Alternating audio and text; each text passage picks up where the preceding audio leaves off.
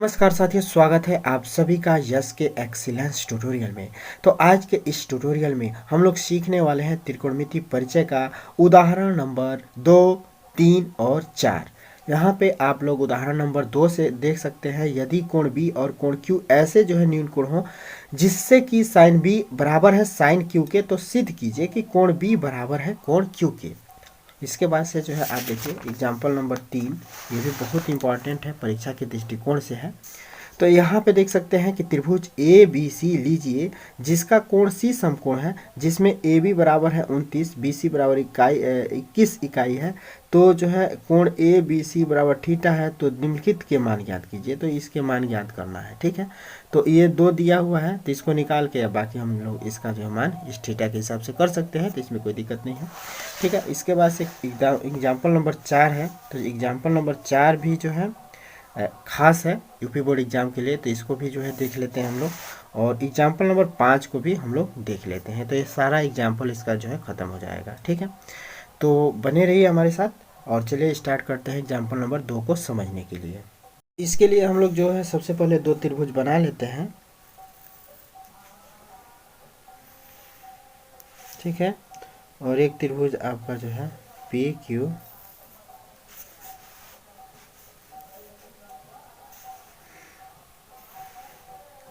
ठीक है, और ए सी और ये है बी आपका, ये है पी, ये है आर और ये है क्यू, ठीक है। अब यहाँ पे हम लोग को जो है दिया गया है कि ये कोण और ये कोण, ठीक है, बराबर सिद्ध करने के लिए, ठीक है। और हम लोग को दिया क्या गया है, तो यहाँ पे हम लोग लिखेंगे हल। और ये एग्जाम्पल नंबर आपका कौन सा है, तो 2 है, ठीक है। तो यहाँ पे लिखेंगे हम लोग हल, और हल में लिखेंगे कि 2 समकोण त्रिभुज है, जिसमें 2 समकोण त्रिभुज, 2 समकोण त्रिभुज, समकोण त्रिभुज ए बी सी और पी क्यू आर है, जिसमें दिया हुआ है साइन बी बराबर साइन क्या क्यू, साइन बी बराबर है साइन क्यू के, ठीक है। तो यहाँ पे हम लोग जो है क्या करते हैं, यहाँ पे अब देखिए हम लोग को करना क्या है, तो हम लोग को जो है इस त्रिभुज को और इस त्रिभुज को सर्वांगसम सिद्ध कर देना है, ठीक है। यानी कि इनकी भुजाओं का जो अनुपात बराबर दिखा देना है, ठीक है। तो इसके लिए हम लोग क्या करेंगे, अब यहाँ पे देखिए साइन बी बराबर साइन क्यू दिया हुआ है, तो इसके लिए जो है हम लोग साइन बी निकालते हैं। तो साइन बी बराबर क्या होगा, तो साइन बी बराबर आपका होता है लंब बटे कोण होता है ना, तो साइन बी बराबर लंब बटे कोण लिख सकते हैं। और साइन क्यू बराबर क्या होता है, तो साइन क्यू बराबर भी लंब बटे कोण ही होगा, ठीक है, होगा। अब साइन बी इस त्रिभुज में है, तो यहाँ पे हम लोग लंब बटे कोण लिखेंगे। तो इस कोण के हिसाब से साइन बी के हिसाब से ये लंब हो जाएगा आपका ए सी, तो ए सी, अब बटे में जो है कोण क्या हो जाएगा, तो ए बी, तो यहाँ पे लिख देंगे हम लोग ए बी हो जाएगा कोण। और इसके बाद से जो है यहाँ पे देखिए, अब इस त्रिभुज में हम लोग देखेंगे लंब बटे कोण, तो इस कोण के हिसाब से ये आपका पी आर लंब हो जाएगा, तो पी आर, अब बटे में जो है आपका पी क्यू हो जाएगा आधार, पी क्यू आपका जो है कोण हो जाएगा, ठीक है। पी क्यू आपका जो है क्या हो जाएगा, कोण हो जाएगा। तो अब यहाँ से हम लोग जो है ए सी बटे ए भी प्राप्त कर लिया और पी आर बटे पी क्यू प्राप्त कर लिया, ठीक है।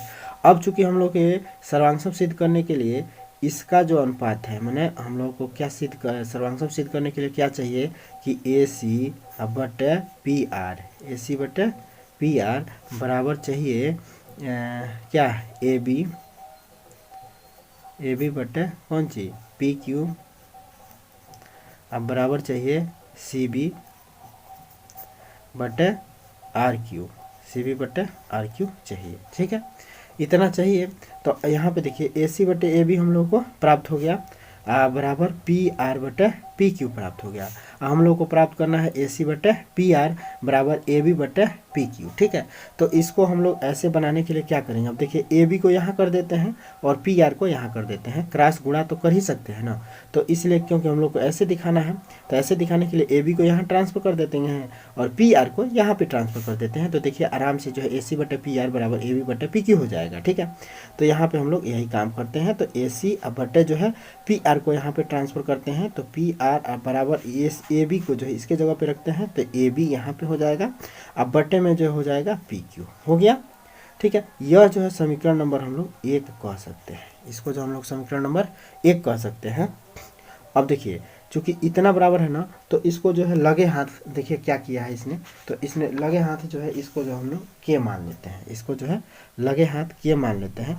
के मानने से फायदा होगा, देखिए जब ये और ये दोनों बराबर है तो ये किसी न किसी अंक के बराबर होंगे ना, तो कोई ना कोई अंक है, अब अंक पता नहीं है तो हम लोग के मान लेते हैं कि के कोई ना कोई नंबर है। ठीक है, के क्या है, कोई ना कोई नंबर है, तो के से जो है हम लोग आराम से इसको एक पद में, मैंने हम लोग ए सी, अगर हम लोग यहाँ पे के मान लेते हैं बराबर में के, ठीक है, तो इससे हम लोग जो है लिख सकते हैं जैसे कि ए सी बटे पी आर बराबर है ए बी बटे पी क्यू के, और यह के बराबर है, तो हम लोग लिख सकते हैं कि ए सी बटे पी आर बराबर के लिख सकते हैं, और फिर ए बी बटे पी क्यू बराबर हम लोग लिख सकते हैं के लिख सकते हैं। अगर ये जो है के बराबर है, अगर ये भी के बराबर है, तो ये इतना बराबर के हो जाएगा, इतना बराबर भी के हो जाएगा, नहीं हो जाएगा।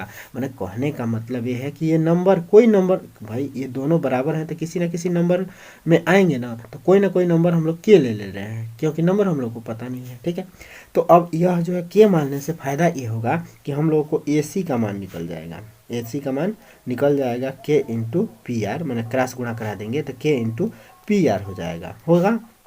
और वही हाल यहाँ पे है कि ए बी बराबर हम लोग लिख सकते हैं, इसकी ज़रूरत पड़ेगी इसलिए, तो ए बी बराबर हम लोग लिख सकते हैं के इंटू पी क्यू लिख सकते हैं। ठीक है, तो इतना हम लोग लिख लिए। अब इसको जो हम लोग समीकरण नंबर 2 कह सकते हैं, इसको हम लोग समीकरण नंबर 2 कह सकते हैं। ठीक है, अब हम लोगों को चूँकि दोस्तों यहाँ पे हम लोगों को चाहिए सी बी बटे कौन चीज़, आर क्यू, सी बी बटे हम लोगों को चाहिए क्या चीज़, आर क्यू। तो अब हम लोग जो है सी बी निकाल लेते हैं, तो सी बी बराबर क्या होगा, तो यहाँ पे हम लोग देख सकते हैं, चूँकि हम लोग को सी बी बटे आर क्यू चाहिए, तो पहले अब सी बी का मान निकालते हैं, आप बटे में तब आर क्यू कर देंगे। ठीक है, तो सी बी बटे आर क्यू, और उसको हम लोग देखते हैं कि किसके बराबर आ रहा है। ये अगर मान लीजिए ए बी बटे पी क्यू के बराबर आ जाए, चाहे ए सी बटे पी आर के बराबर आ जाए, तो हम लोग कह सकते हैं कि यह जो है, चाहे ये दोनों के बराबर है, तो यह भी के बराबर आ जाए, तो हम लोग कह सकते हैं कि ये और ये तीनों अनुपात जो है क्या है, बराबर है। ठीक है, तो अब हम लोग सी बी निकालते हैं, तो सी बी, इस त्रिभुज में अगर हम लोग सी बी निकालें तो सी बी बराबर क्या हो जाएगा, तो डायरेक्ट अगर हम लोग सूत्र लगाएं, ये आधार है तो आधार बराबर क्या हो जाएगा, कर्ण का वर्ग माइनस लंब का वर्ग होगा ना। तो सी बी बराबर हम लोग लिख सकते हैं, C B direct C B बराबर अंडर रूट में मैंने लंब आधार बराबर, तो आधार बराबर क्या होगा, कर्ण का वर्ग माइनस में लंब का वर्ग होगा ना। तो यहाँ पे हम लोग लिख सकते हैं कर्ण का वर्ग, तो यहाँ पे सी बी बराबर कर्ण, अब इसमें देखिए कर्ण ए बी है, तो ए बी का वर्ग माइनस ए सी का वर्ग कर सकते हैं, ए बी का वर्ग माइनस ए सी का वर्ग कर सकते हैं इसको। ठीक है, तो सी बी बराबर हो जाएगा इतना। अब देखिए सी बी बराबर हम लोग ए भी लिख सकते हैं, देखिए सी बी बराबर, अब देखिए यहाँ पे हम लोग ए बी का मान ज्ञात किए हैं, तो इसमें ए बी का मान भर सकते हैं ना, तो यहाँ पे देखिए ए बी बराबर हम लोग लिख सकते हैं के इंटू पी क्यू का वर्ग लिख सकते हैं, मैंने ए बी बराबर निकला हुआ है के इंटू पी क्यू, तो के इंटू पी क्यू यहाँ पे रख सकते हैं, इंटू है। ठीक है, और फिर माइनस में ए सी, तो देखिए हम लोग ए सी का मान भी निकाल रखे हैं, तो यहाँ पे के इंटू पी आर हो जाएगा, होगा, और इसका जो हम लोग वर्ग कर देंगे। ठीक है, अब देखिए तो यहाँ पे जो है हम लोग को सी बी जो है क्या प्राप्त हो जाएगा, सी बी बराबर, तो अंडर रूट में हम लोग को प्राप्त हो जाएगा के का वर्ग इंटू पी क्यू का वर्ग होगा, और माइनस में यहाँ पे के का वर्ग इंटू पी आर का वर्ग प्राप्त हो जाएगा, हो गया। अब यहाँ पे और अगर हम लोग सॉल्व करें सी बी बराबर, तो यहाँ पे देखिए अंडर रूट में अब भाई के का स्क्वायर है, के का स्क्वायर है, तो के का स्क्वायर हम लोग कॉमन ले लेंगे और पी क्यू का वर्ग माइनस में जो है हो जाएगा पी आर का वर्ग, ये जो है ब्रैकेट में आ जाएगा। ठीक है, अब हम लोग जो है इसको सी बी बराबर इतना रहने देते हैं। ठीक है, सी बी बराबर इतना रहने देते हैं। अब फिर हम लोग जो है क्या निकाल लेते हैं, सी बी निकाल लिया। अब इसमें जो है हम लोग आर क्यू निकाल लेते हैं। ठीक है, चूँकि हम लोग आर क्यू चाहिए तो आर क्यू निकालते हैं, यहीं पे निकाल देते हैं आर क्यू। ठीक है, ताकि आपको समझ में आए। तो अब आर क्यू निकालते हैं। ठीक है, तो यहाँ पे देखिए आर क्यू हम लोग निकालते हैं। तो आर क्यू बराबर हम लोग लिख सकते हैं डायरेक्ट सूत्र के हिसाब से। आर क्यू बराबर क्या हो जाएगा, ये भी जो है कर्ण का वर्ग माइनस आधार है तो लंब का वर्ग हो जाएगा होगा। तो यहाँ पे कर्ण बराबर हम लोग लिख सकते हैं, कर्ण क्या है तो पी क्यू है, तो पी क्यू का वर्ग कर देते हैं माइनस में यल का वर्ग यानी कि पी आर का वर्ग, तो पी आर का वर्ग कर देते हैं। ठीक है, कर सकते हैं इतना। अब बराबर जो है हम लोग अंडर रूट में, अब देखिए पी क्यू, तो पी क्यू का वर्ग माइनस पी आर का वर्ग इतना ही रहने देते हैं हम लोग, हैं माना आर क्यू बराबर इतना निकल गया ना। तो अब हम लोग इसको आगे सॉल्व करने की ज़रूरत नहीं है, अब हम लोग इतने रहने देते हैं। अब हम लोग जो है क्या करते हैं, सी बी बटे आर क्यू करके देखते हैं। तो सी बी बटे आर क्यू करते हैं। ठीक है, यहीं पे कर लेते हैं सी बी बटे आर क्यू कर लेते हैं। तो सी बी बटे अगर आर क्यू लिखते हैं तो देखिए सी बी का मान यहाँ पे अंडर रूट में दिया हुआ है। अब देखिए ये इसको और थोड़ा सा सॉल्व करेंगे, इसको और सॉल्व कर लेते हैं। तो के का वर्ग है तो के बाहर निकल जाएगा, नहीं निकल जाएगा, के का वर्ग है तो रूट में, तो वर्ग संख्या अगर रूट में किसी संख्या पे वर्ग है तो वह संख्या बाहर हो जाएगा। तो इसको लिख सकते हैं के इंटू फिर पी क्यू का वर्ग माइनस में पी आर का वर्ग लिख सकते हैं। अब हम लोग यहाँ पे मान रखते हैं सी बी का, तो सी बी का मान रखेंगे तो के इंटू ये वाला रखेंगे पी क्यू का वर्ग माइनस में पी आर का वर्ग रखेंगे। अब बटे में जो है क्या लिख देंगे, अब इसका मान रख देते हैं पी आर क्यू का। तो आर क्यू का मान यहाँ पे देख सकते हैं इतना है, क्या पी क्यू का वर्ग माइनस पी आर का वर्ग, यही ना है। तो यहाँ पे हम लोग रूट में लिख देंगे पी क्यू का वर्ग माइनस पी आर का वर्ग लिख देंगे, आर क्यू का मतलब।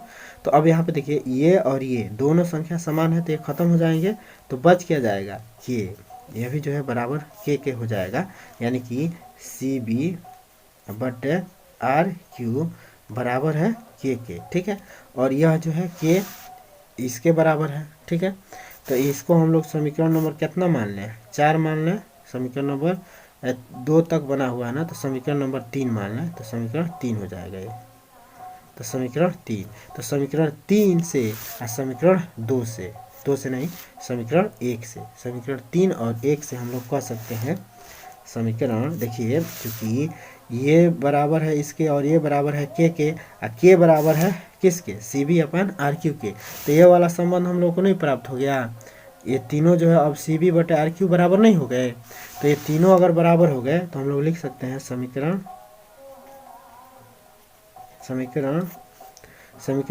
1 और समीकरण 3 से, समीकरण 1 और समीकरण 3 से हम लोग कह सकते हैं क्या कि ए सी बटे पी आर बराबर है ए बी बटे पी क्यू बराबर है सी बी बटे आर क्यू के। ठीक है, बराबर है सी बी बटे आर क्यू के। ठीक है, इसलिए यह जो है क्या है, इसलिए अतः भाई अगर भुजाओं का अनुपात बराबर है तो हम लोग कह सकते हैं कि ये जो है त्रिभुज, अतः त्रिभुज कौन सी, त्रिभुज ए बी सी, अतः त्रिभुज ए बी सी और त्रिभुज, अब क्या लिखना है, और त्रिभुज अब लिख दे रहे हैं, और त्रिभुज पी क्यू आर, और त्रिभुज पी क्यू आर क्या है, सर्वांग सम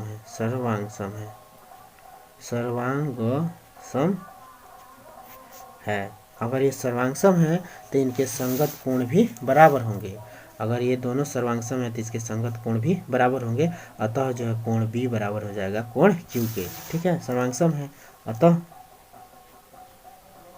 कोण बी बराबर है कोण क्यू के, क्योंकि सर्वांगसम त्रिभुज के संगत भाग जो है या संगत कोण बराबर होते हैं। यहाँ पे लिख देंगे सर्वांग समता के नियम से, सर्वांग समता के नियम से, ठीक है। बस यही जो है सिद्ध हो गया, इति सिद्धम, ठीक है। यह जो है यह सिद्ध हो गया, यही सिद्ध करना था हम लोग, ठीक है। तो इति सिद्धम, इति सिद्धम, ठीक है। अब इसके बाद से हम लोग एग्जाम्पल नंबर कौन सा देख लेते हैं, एग्जाम्पल नंबर जो है 3 को देख लेते हैं। तो एग्जाम्पल नंबर 3 जो है आसान है।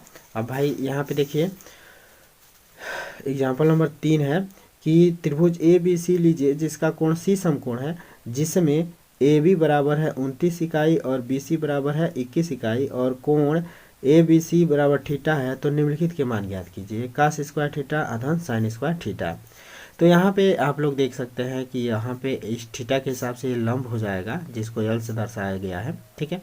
और ये है 29 और ये है 21, तो हम लोग लंब निकाल लेंगे। तो लंब बराबर क्या हो जाएगा, 29 का वर्ग माइनस 21 का वर्ग अंडर रूट में, ठीक है।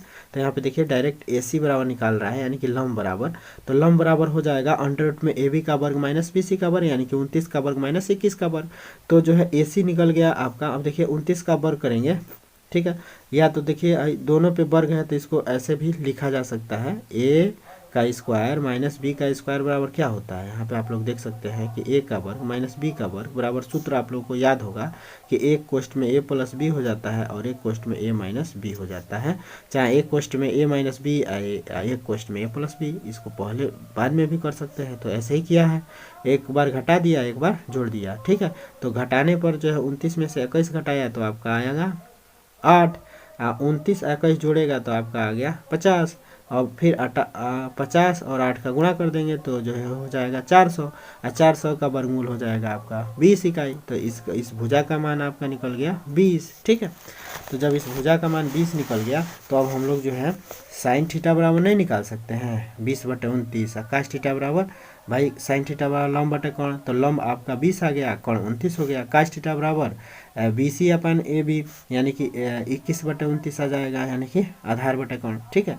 तो अब यहाँ पे हम लोग को दिया गया है कि काश थीटा, तो काश थीटा का मान रख देंगे यहाँ पे, ठीक है। काश थीटा का मान देखिए कितना है, काश थीटा का मान यहाँ पे रखा है, ठीक है। और साइन थीटा का मान यहाँ पे रखा है, देखिए साइन थीटा का मान यहाँ पे, मैंने इसको भाई साइन स्क्वायर थीटा धन काश स्क्वायर थीटा भी कर सकते हैं। साइन स्क्वायर थीटा धन काश स्क्वायर थीटा आपको जो है पता होगा कि एक होता है, और नहीं पता है तो देख लीजिए। अब इसका वर्ग किया है, धन इसका वर्ग किया है, जोड़ा है, ठीक है। तो भाई इसका वर्ग करेंगे। अब देखिए दोनों का हर बराबर है, इस पे भी वर्ग है, इस पे भी वर्ग है, तो क्या होगा 29 का वर्ग आ जाएगा, ठीक है। और नहीं तो भाई वर्ग कर लीजिए, 20 का वर्ग करेंगे तो ये हो जाएगा 400, और 29 का वर्ग करेंगे तो ये आपका हो जाएगा कितना, 29 का वर्ग करेंगे तो 29 हम देख लीजिएगा, ये 841 हो रहा है, ठीक है। तो वर्ग का मतलब 29 × 29 तो 841 हो रहा है, ठीक है। अब 20 का वर्ग करेंगे तो ये 400 हो जाएगा, ये हो जाएगा 21 का वर्ग, तो 21 का वर्ग करेंगे तो 441 हो जाएगा। आइए 29 का वर्ग, तो भाई हर जब समान है तो हर यही रहेगा, ठीक है। तो इसलिए 20 का वर्ग अधन 21 का वर्ग हो जाएगा, डायरेक्ट जोड़ दिया है वर्ग करके, ठीक है। तो इतना हो गया। अब इतना बराबर हो जाएगा भाई, इसको जोड़ेंगे तो 841 होगा, तो 841/841 बराबर हो जाएगा 1, ठीक है। और इसी तरह से इसमें से इसको घटा रहा है, तो इसमें से जो है काश स्क्वायर का मान देखिए 21/29 है, तो यहाँ पे काश स्क्वायर रख दिया, माइनस में जो है 20/29 रख दिया साइन स्क्वायर का मान। अब इसको घटाने पर जो है देखिए क्या हो रहा है, तो घटाने पर यहाँ पे देख सकते हैं 41/841 हो रहा है, ठीक है भाई। आप लोगों को यह घटाना भाई देखिए, जब हर बराबर है तो साइन का 21 का वर्ग और माइनस में 20 का वर्ग होगा, मैंने जब हर बराबर है तो 29 का वर्ग लिख देंगे भाई। देखिए अब चलिए यहाँ पे थोड़ा सा आप लोगों को समझा देते हैं, 1 मिनट, यहाँ पे थोड़ा सा नहीं समझ में आ रहा है तो समझा देते हैं। यहाँ पे देखिए, यहाँ पे ये है ना, तो देखिए 21 का वर्ग है, अब बटे देखिए 21 का वर्ग है, 21/29 का वर्ग है, इसका मतलब है कि 21 का वर्ग लिख सकते हैं और 29 का वर्ग लिख सकते हैं, और माइनस में 20 का वर्ग और बटे में 29 का वर्ग लिख सकते हैं। तो देखिए 29 पे वर्ग है, 29 पे वर्ग है, तो यानी कि हर समान है, तो 29 का वर्ग जो है यहाँ पे आ जाएगा। ठीक है, और जब हर समान होता है तो 21 का वर्ग आ जाएगा और माइनस में 20 का वर्ग आ जाएगा, यहाँ पे आ जाएगा। तो जब यहाँ अब देखिए 21 का वर्ग और माइनस 20 का वर्ग, तो इसको हम लोग लिख सकते हैं क्या, एक क्वेश्चन में 21 धन 20 हैं, और फिर एक क्वेश्चन में 21 माइनस 20 नहीं लिख सकते हैं, और बटे में जो है 29 का वर्ग लिख सकते हैं, क्योंकि ए का स्क्वायर माइनस बी का स्क्वायर बराबर इतना होता है। तो अब इसको हम लोग लिख सकते हैं क्या, 21 धन 20, तो ये हो जाएगा 41 इंटू क्या हो जाएगा, तो 21 में से 20 घटाएंगे तो 1, अब बट्टे में क्या हो जाएगा, तो 29 का वर्ग, तो 29 का वर्ग का मतलब 841 है। तो ये हो गया 41 अब बटे 841 नहीं हो जाएगा। तो ये इतना हो गया। ठीक है, तो आई होप ये दोनों आप लोगों को बात समझ में आ गया होगा। ठीक है, अब फिर एग्जाम्पल नंबर जो है 4 देख लेते हैं। तो एग्जाम्पल नंबर 4 देखिए क्या है। तो एग्जाम्पल नंबर 4 में देखिए, एक समकोण त्रिभुज ए बी सी में जिसका कोण जो है बी समकोण है, यदि tan a बराबर 1 है तो सत्यापित कीजिए कि 2 sin a cos a का मान जो है क्या होगा, 1 होगा। तो यहाँ पे देखिए यहीं पे समझा देते हैं हम आप लोगों को। देखिए यहाँ पे दिया हुआ है त्रिभुज ए बी सी में tan a बराबर बी सी बटे ए बी बराबर 1 दिया हुआ है। तो यहाँ पे हम लोग जो है अब बी सी बटे ए बी बराबर दिया हुआ है, तो बी सी बटे ए बी करेंगे तो बराबर हो जाएगा 1 के। चलिए इसको समझा ही देते हैं। अब चलिए इसको समझ लेते हैं। तो यहाँ पे देखिए त्रिभुज बना लेते हैं। मान लीजिए आपका त्रिभुज हो गया ए बी और सी। ठीक है, ए बी सी आपका त्रिभुज हो गया। अब हम लोग को दिया गया है, क्या दिया गया है, देखिए यहाँ पे दिया गया है कि tan a बराबर क्या, तो बी सी बटे ए बी बराबर है 1 के। ठीक है, ये जो है बी सी बटे ए बी बराबर है 1 के। बी सी का मतलब ये और ए बी का मतलब ये दोनों जो है किसके बराबर है, 1 के बराबर है। तो अगर ये दोनों 1 के बराबर हैं तो इसका मतलब कि ये दोनों कोई ना कोई बराबर अंक है, ये दोनों बराबर कोई ना कोई अंक है। तो इसको भी हम लोग मान लेते हैं बराबर अंक है, तो ये भी के है तो ये भी के है, तभी ना जो है इतना बटे इतना करेंगे, चाहे इतना बटे इतना करेंगे तो 1 आएगा। ठीक है, यानी कि हम लोग जो है बी सी ए बी का 1 में गुणा कर दीजिए तो फिर ए बी हो जाएगा बराबर ए बी हो जाएगा ना, यानी कि बी सी बराबर हो जा रहा है ए बी के। तो ये दोनों चीज़ें बराबर है, तो दोनों चीज़ें बराबर का मतलब कि कोई ना कोई एगो बराबर अंक होगा, चाहे 5 हो, अगर ये भी 5 है तो ये भी 5 हो सकता है, ये 10 है तो ये भी 10 हो सकता है, तभी ना बराबर होंगे। तो मान लेते हैं हम लोग कि कोई ना कोई एगो के, कोई ना कोई एगो नंबर होगा, तो वह नंबर हम लोग मान लेते हैं कि के है। ठीक है, तो यानी कि ये दोनों चीज़ें जो है के बराबर है। ठीक है, अब हम लोगों को जो है क्या निकालना है, ए सी का मान निकालना है। तो ए सी का मान भाई ये पता चल गया, ये पता चल गया कि ये दोनों चीज़ बराबर हैं तो के है। ठीक है, तो ए सी का मान निकाल लेते हैं। तो ए सी बराबर हम लोग डायरेक्ट जानते हैं कि ए सी बराबर क्या हो जाएगा, तो अंडर रूट में क्या हो जाएगा, लंब का वर्ग धन आधार का वर्ग। तो लंब का वर्ग का मतलब एल का वर्ग, धन आधार का मतलब ए का वर्ग। ठीक है, लिख सकते हैं हम लोग। तो अब यहाँ पे देखिए एल का वर्ग का मतलब एल का वर्ग, यानी कि ये क्या है भाई, कोण ए के हिसाब से अगर देखा जाए, हम लोग कोण सी के हिसाब से देख रहे हैं, तो ये लंब हो गया, ये जो है आपका क्या हो गया, आधार हो गया। ठीक है, ये दोनों बराबर हैं तो कोण सी के हिसाब से हम देख रहे हैं, तो कोण सी के हिसाब से ये लंब हो गया, ये कोण आधार हो गया, तो कोण ए सी निकाल रहे हैं हम लोग।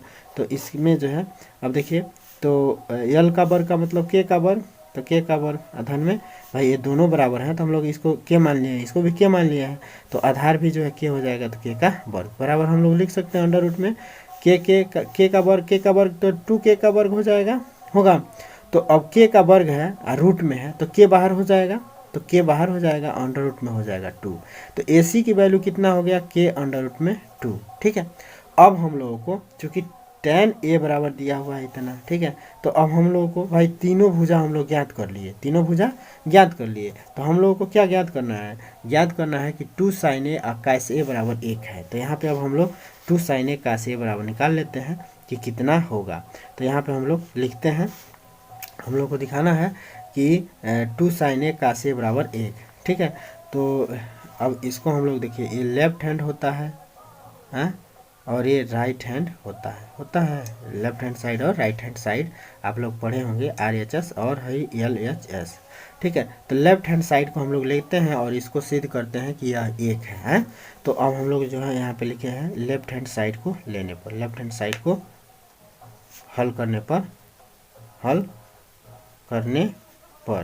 तो लेफ्ट हैंड साइड को हल करते हैं। तो लेफ्ट हैंड साइड हम लोग को दिया गया है क्या कि 2 sin A cos A, तो यहाँ पे लिखेंगे 2 sin A और cos A लिख सकते हैं। तो अब यहाँ पे देखिए हम लोग अब इतना बराबर लिख सकते हैं 2 इंटू, अब साइन A का मान रखते हैं। तो साइन A का अगर हम लोग मान रखें तो इस कोण के हिसाब से ये लंब हो जाएगा, ये क्या हो जाएगा लंब। तो लंब जो है क्या हो जाएगा K, तो साइन A बराबर हो जाएगा लंब बटे कर्ण। तो लंब जो है इसके हिसाब से ये हो गया लंब, अब बटे कर्ण, तो कर्ण जो है हो जाएगा के अंडर रूट में 2, कर्ण तो यही होगा ना AC। तो जो है कर्ण हम लोग लिख सकते हैं के अंडर रूट 2 लिख सकते हैं ना कर्ण की जगह पे। तो लंब बटे कर्ण कर दिया, साइन A का मान हो गया इंटू कास A, तो कास A बराबर होता है आधार बटे कर्ण, तो इसके हिसाब से आधार अब ये हो जाएगा, तो ये भी के है, अब बटे कर्ण क्या हो जाएगा तो के अंडर रूट 2 हो जाएगा। अब इसको हम लोग लिख सकते हैं 2 इंटू, अब के में गुणा करेंगे या के से के कैंसिल कर दीजिए, यहाँ पे कैंसिल हो रहा है तो कर दीजिए। तो अब अंडर रूट 2 का अंडर रूट 2 में गुणा होगा तो क्या हो जाएगा 1, अब बटे अंडर रूट 2 गुणा अंडर रूट 2, तो ये हो जाएगा 2, तो 1 बटे 2 हो गया। अब 2 से 2 है 2 कैंसिल, तो ये हो गया 1, यानी कि इतना बराबर हो गया इतना। ये कितने के बराबर है तो राइट हैंड साइड के बराबर है। यह किसके बराबर है तो देखिए राइट हैंड साइड 1 है, तो यह भी राइट हैंड साइड के बराबर हो रहा है 1 है तो ठीक है। तो यही हम लोग को सिद्ध करना था, इति सिद्धम, मैंने यही सिद्ध करना था कि इतना बराबर है 1 के। ठीक है, यही जो सिद्ध हो गया। ठीक है, तो ये आपका चौथा क्वेश्चन भी हो गया। अब लगे हाथ पांचवा क्वेश्चन का पांचवा उदाहरण भी देख लेते हैं और समझा देते हैं आप लोगों को, हो सकता है कि ना समझ में आए। तो यहाँ पे देखिए अब त्रिभुज जो है दिया हुआ है OPQ में जिसका कोण P समकोण है, P समकोण है, तो OP बराबर है 7 सेंटीमीटर और यह जो है OQ माइनस PQ बराबर दिया है 1 सेंटीमीटर। तो जो हम लोगों को साइन Q और कास Q के मान ज्ञात करना है कि साइन Q का मान क्या होगा और कास साइन Q का मान और जो है कास Q का मान क्या होगा। ठीक है, तो सब मिला के हम लोग को ये भुजा और ये भुजा ज्ञात करना पड़ेगा। ठीक है, तो इसके लिए जो हम लोग क्या करते हैं, अब यहाँ पे हम जो है आपका फिगर बना लेते हैं, इसका ये वाला फिगर बना लेते हैं और इसको हल करने का प्रयास करते हैं। तो हम लोग इसको समझने का प्रयास करेंगे क्योंकि हमारा मेन उद्देश्य है इसको समझाना कि कैसे हल हुआ है। ठीक है, तो यहाँ पे देखिए हम लोगों को जो ये फिगर बनाया हुआ है कि ये जो है PQ दिया हुआ है, ये 7 सेंटीमीटर है और इसके बाद से ये जो है क्या है, ये लंब है और ये जो है ऐसे है। ठीक है, ये P और ये है O है, ये O है और ये आपका जो है Q है। ठीक है, ये O है, ये O है। तो अब ये दिया हुआ है 7 सेंटीमीटर। ठीक है, और क्या दिया हुआ है तो और हम लोग को दिया गया है कि जो है OQ माइनस में PQ ये बराबर है 1 के। ठीक है, यह जो है 1 सेंटीमीटर के बराबर है। ठीक है, तो हम लोगों को दिखाना है साइन Q और कास Q का मान। तो सब मिला के हम लोगों को इसका मान ज्ञात करना पड़ेगा और इसका मान ज्ञात करना पड़ेगा। तो इसका मान निकालने के लिए हम लोग क्या कर सकते हैं। ठीक है, तो यहाँ पे देखिए ये है OQ, OQ जो है क्या है, समकोण त्रिभुज का जो है 90 डिग्री के सामने की भुजा है, तो इसलिए यह हो जाएगा कर्ण, इसको हम लोग के मान लेते हैं। और अगर यह इसके सामने भुजा है ये कर्ण हो जाएगा। अब यहाँ पे देखिए अगर हम लोगों को भाई ये तीनों भुजा याद करना है, तो अगर हम लोग ये कर्ण है तो कर्ण बराबर और बाकी यही जो है आधार हो जाएगा, लंब हो जाएगा। इसको अगर कोई थीटा न देखें, किसी थीटा के अकॉर्डिंग न देखें, तो ये जो नीचे होता है वो आधार होगा, जो ऊपर है वो लंब होगा। तो इसको हम लोग आधार लेते हैं और इसको हम लोग लंब लेते हैं। ठीक है, ये लंब हो जाएगा, एल से दिखा रहे हैं लंब को। ठीक है, तो यहाँ पे देखिए अब हम लोग को के निकालना होगा। अगर के का मान यानी कि OQ निकालना है, अगर हम लोग O और Q निकालते हैं, OQ यानी कि कर्ण, तो OQ बराबर क्या हो जाएगा तो अंडर रूट में क्या हो जाएगा, अंडर रूट में हम लोग लिख सकते हैं कौन सी, अंडर रूट में हम लोग लिख सकते हैं लंब का वर्ग धन आधार का वर्ग। तो लंब का वर्ग यानी कि QP का वर्ग धन आधार यानी कि पी ओ का वर्ग, पी ओ का वर्ग लिख सकते हैं। अब यहाँ पे देखिए, अब यहाँ पे हम लोग अब देखिए ओ क्यू बराबर इतना लिख सकते हैं। अब देखिए यहाँ पे हम लोग चाहें तो ये जो दिया गया है तो ओ क्यू बराबर, चूँकि हम लोग को इसको सॉल्व करना है तो ओ क्यू का मान निकाल सकते हैं इस समीकरण से। तो ओ क्यू बराबर हम लोग यहाँ पे निकाल लेते हैं, ओ क्यू बराबर, तो इसको पक्षांतर कर देंगे तो एक धन पी क्यू हो जाएगा, नहीं हो जाएगा, एक धन पी क्यू हो जाएगा। तो ओ क्यू बराबर इधर हम लोग लिख सकते हैं एक धन पी क्यू, ठीक है, लिख सकते हैं, लिख सकते हैं। आइए अंडर रूट में बराबर हो गया इतना, तो इसको हम लोग लिख सकते हैं क्यू पी का वर्ग आधन में पी ओ का वर्ग, पी ओ है, ओ है का वर्ग लिख सकते हैं, ठीक है। अब देखिए हम लोग जो है इसको सॉल्व करने के लिए आसानी रहे इसलिए इस रूट को इधर लाते हैं। तो जब रूट को इधर लाएंगे तो ये वर्ग हो जाएगा, तो 1 प्लस पी क्यू का वर्ग हो जाएगा बराबर इधर हो जाएगा क्यू पी का वर्ग आधन में पी ओ का वर्ग हो जाएगा। अब यहाँ पे हम लोग अगर इसको और सॉल्व करें तो 1 धन पी क्यू का होल ऑफ स्क्वायर है, तो इसको हम लोग लिख सकते हैं कि 1 का वर्ग धन माने ए प्लस बी का होल स्क्वायर लगा देंगे तो ओ पी क्यू का वर्ग है और धन में जो है क्या हो जाएगा 2 इंटू भाई 2 ए बी होता है तो 2 इंटू ए बी, तो 2 इंटू ए बी का मतलब 1 गुणे और फिर क्या हो जाएगा पी क्यू हो जाएगा। भाई ए प्लस बी का होल स्क्वायर पर रखेंगे इसको तो ए का स्क्वायर होता है धन बी का स्क्वायर होता है धन 2ab होता है ना। तो यहाँ पे है समझ लीजिए ए है बी है तो ए का वर्ग करेंगे धन बी का वर्ग करेंगे धन में 2ab कर देंगे, ठीक है।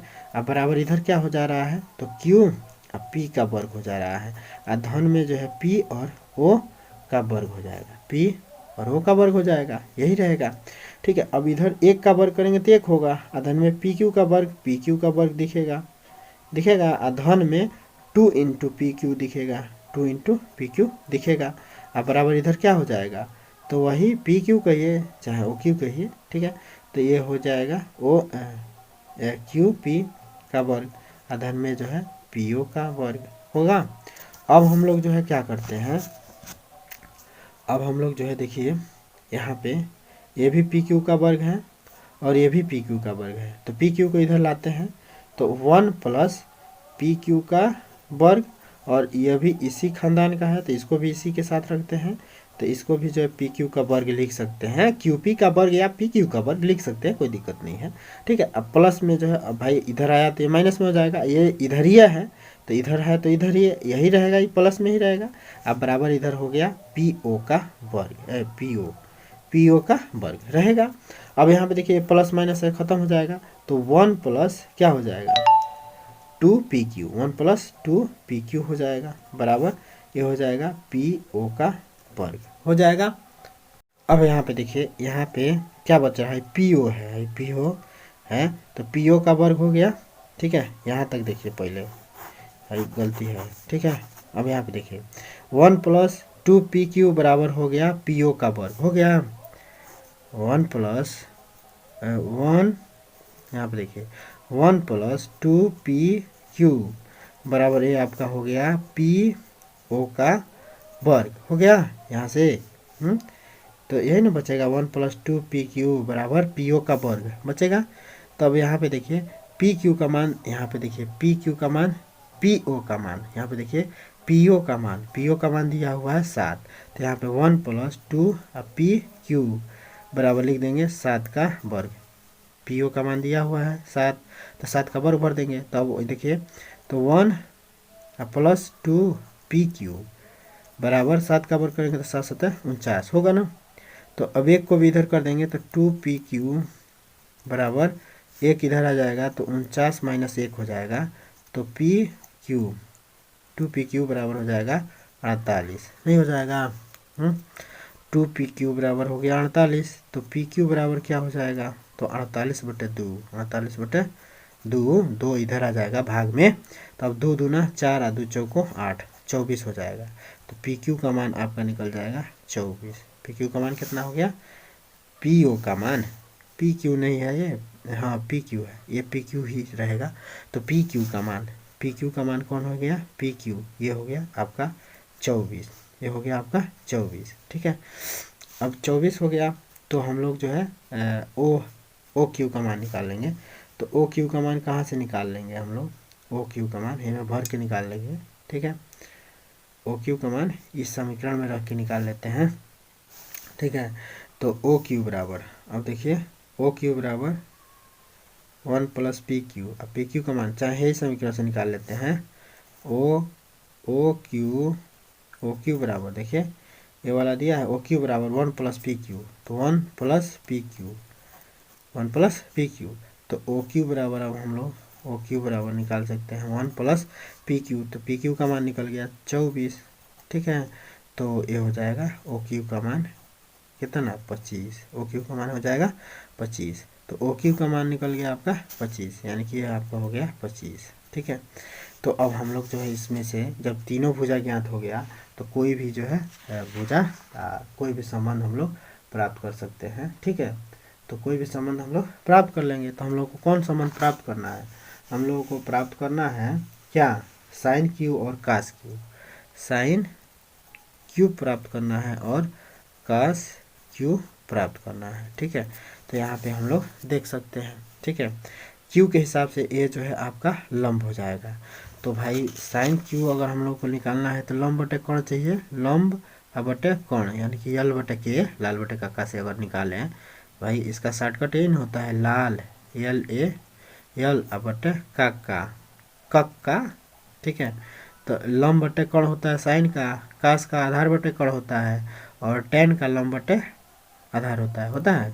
तो लंब बटे कण करेंगे तो लंब देखिए अब क्यू के हिसाब से, क्यू के हिसाब से ये लंब हो जाएगा 7, तो यहाँ पे ले लेंगे 7, कण कितना हो जाएगा 25, तो 60 बटे 25 साइन क्यू का हो गया। कास क्यू का निकाले तो आधार बटे कण होगा, तो आधार कितना है आपका, आधार जो है ये हो जाएगा 24, क्यू के हिसाब से 24 आधार हो जाएगा, कण क्या है 25, तो 25 रहेगा, ठीक है। तो एक हो जाएगा 7 बटे 25, एक हो जाएगा 24 बटे 25, ठीक है। जो आपके एग्जाम्पल में आया हुआ है 7 बटे 25 कास क्यू बराबर 24 बटे 25, ठीक है। तो यही आपका आंसर हो जाएगा।